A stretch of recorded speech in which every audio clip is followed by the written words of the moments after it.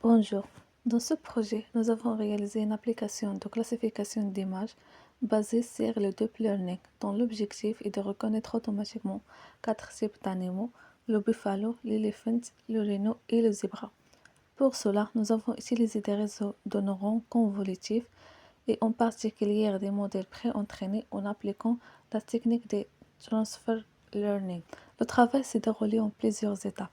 Tout d'abord, la préparation et l'organisation des datasets, ensuite l'entraînement et la comparaison des modèles, puis la sélection des modèles les plus performants en termes de précision et de temps d'interférence. Enfin, le modèle ordonné a été intégré dans une application interactive développée avec Streamlit, permettant à l'utilisateur d'importer une image et d'obtenir une prédiction accompagnée d'un pourcentage de confiance. Dans cette vidéo, nous allons vous présenter la démarche suivie et les résultats obtenus.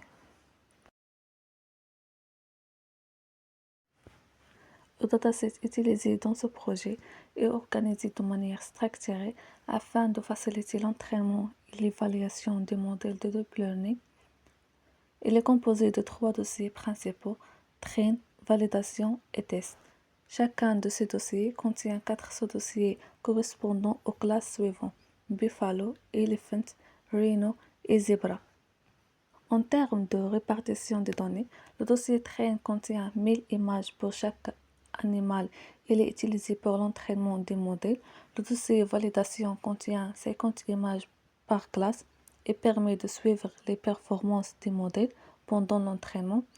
Et le dossier test contient 200 images par classe. Il est utilisé uniquement pour l'évaluation finale des modèles.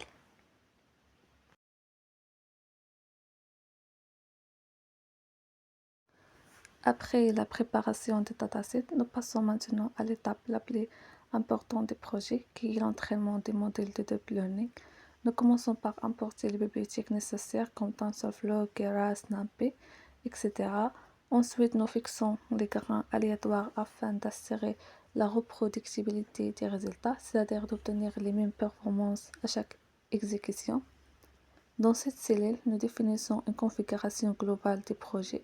Elle contient le chemin des datasets, la taille des images, la taille des badges, le nombre de classes, le nombre d'époques et le dossier de sauvegarde des modèles.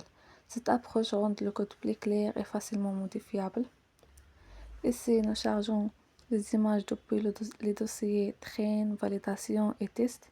Les labels sont automatiquement générés à partir du nom des dossiers. Nous utilisons également le cache et le prefetching afin d'optimiser les performances pendant l'entraînement. Enfin, nous récupérons les noms des classes pour les utiliser lors de l'évaluation. Afin d'améliorer la capacité de généralisation des modèles, nous utilisons des techniques de data augmentation comme la rotation, le zoom et le retournement horizontal des images. Cela permet de simuler une plus grande diversité de données sans augmenter la taille réelle des datasets.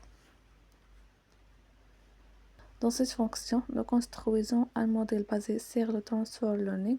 Nous utilisons un modèle pré-entraîné sur ImageNet comme extracteur de caractéristiques en supprimant la couche de classification finale. Le modèle de base est gelé afin de conserver le poids après, puis nous ajoutons des couches fully connected adaptées à notre problème de classification à 4 classes. Ici, nous compilons le modèle avec l'optimiseur Adam et la fonction de perte. Nous utilisons également le stopping pour arrêter l'entraînement automatiquement si la performance sur le jeu de validation ne s'améliore plus. À la fin de l'entraînement, chaque modèle est sauvegardé au format .keras afin de pouvoir être réutilisé plus tard dans l'application Streamlit. Pour évaluer la performance, nous utilisons le jeu de tests. Nous affichons un rapport de classification ainsi qu'une matrice de confusion afin d'analyser les prédictions des modèles pour chaque classe. Nous commençons par entraîner le modèle MobileNet V2. Ce modèle est léger et rapide, ce qui le rend particulièrement adapté aux applications de temps réel. Après l'entraînement, nous évaluons ses performances sur le jeu de test, visualisant quelques prédictions.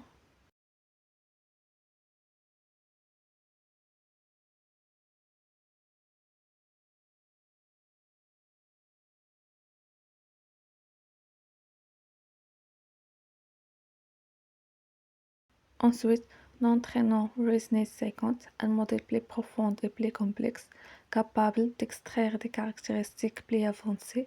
Nous utilisons exactement les mêmes paramètres afin de garantir une comparaison équitable avec les autres modèles.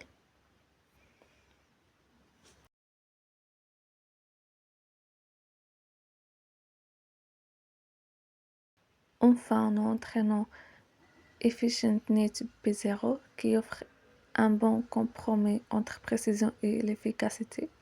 Comme pour les autres modèles, nous évaluons ses performances sur le jeu de test.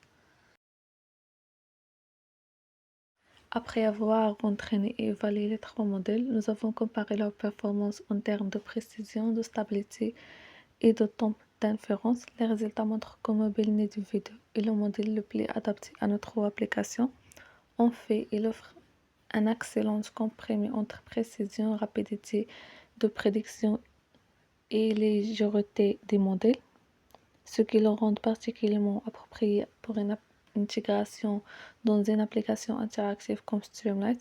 C'est donc le modèle MobileNet V2 que nous avons retenu pour la phase finale du projet, à savoir le développement de l'application de classification d'images. Après avoir sélectionné le modèle final, nous passons à l'environnement VS Code afin de développer l'application Streamlight. Dans cette étape, nous créons un nouveau projet dans VS Code, nous importons le modèle entraîné qui sera utilisé pour effectuer les prédictions. Nous créons ensuite le fichier principal de l'application Streamlight et nous créons ensuite le code de l'application Streamlight et nous personnalisons son design selon nos préférences afin de rendre l'interface simple et conviviale. Nous commençons par importer les bibliothèques nécessaires.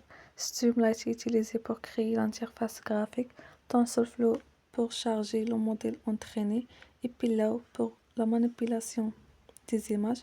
Nous utilisons également NumPy pour le traitement des données et Request pour charger des images depuis Internet. Ensuite, nous configurons la page Streamlight en définissant le titre et la disposition de l'interface afin d'obtenir un affichage large et plus confortable pour l'utilisateur. Nous définissons ensuite des constantes importantes comme la taille des images attendues par le modèle et la liste des classes à prédire correspondant aux 4 animaux de notre dataset. Le modèle MobileNet V2 est chargé à l'aide d'une fonction mise en cache afin d'optimiser les performances de l'application. Le modèle n'est chargé qu'une seule fois au démarrage de l'application, ce qui permet d'accélérer les prédictions. Cette fonction prend une image en entrée, la redimensionne et applique le pré-traitement spécifique à MobileNet V2. L'image est ensuite passée au modèle afin d'obtenir les probabilités associées à chaque classe. Le résultat est retenu sous forme de pourcentage de confiance. Une barre latérale est utilisée pour faciliter la navigation entre les différentes parties de l'application. L'utilisateur peut choisir entre une page d'accueil et une page dédiée à la prédiction. La page d'accueil présente l'objectif de l'application ainsi que les classes d'animaux reconnues. Une image illustrative est également affichée afin d'améliorer l'aspect visuel de l'interface. Dans la page de prédiction, l'utilisateur peut choisir la source de l'image soit depuis son ordinateur, soit à partir d'une URL sur l'Internet. Cela rend l'application plus flexible et facile à utiliser. Une fois l'image sélectionnée, l'utilisateur clique sur le bouton de prédiction. L'image est alors analysée par le modèle et la classe prédite est affichée avec son pourcentage de confiance. Enfin, l'application affiche les probabilités associées à chaque classe sous forme de barre de progression, ce qui permet à l'utilisateur de visualiser facilement le degré de confiance des modèles.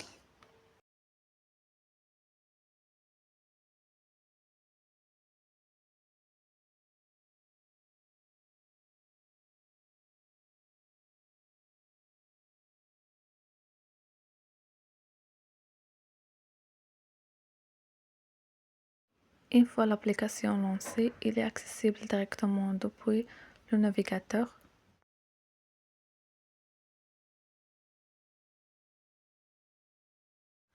Voilà maintenant notre application de classification d'animaux développée avec Streamlit.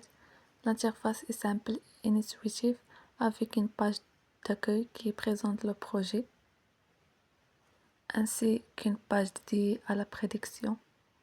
L'utilisateur peut importer une image soit depuis son ordinateur, soit directement depuis Internet, pour obtenir la prédiction des modèles accompagnée d'un pourcentage de confiance pour chaque classe. Afin de mieux illustrer le fonctionnement de l'application, nous allons maintenant réaliser un exemple de prédiction en temps réel. Nous allons maintenant importer une image pour tester la prédiction des modèles. Ici, j'ai choisi l'image d'un éléphant. Nous allons maintenant importer l'image et observer la prédiction fournie par le modèle MobileNet V2. Comme vous pouvez le voir, le modèle analyse l'image, il compare les caractéristiques de l'image avec les différentes classes qu'il connaît. Le modèle indique que c'est un éléphant avec un pourcentage de confiance de 96,62%. Cela montre que le modèle est très certain de sa prédiction. On veut également observer les autres classes et leurs probabilités. Et voilà, notre application a correctement identifié l'animal. Ce exemple illustre comment l'application peut classifier facilement une image et afficher le niveau de confiance des modèles.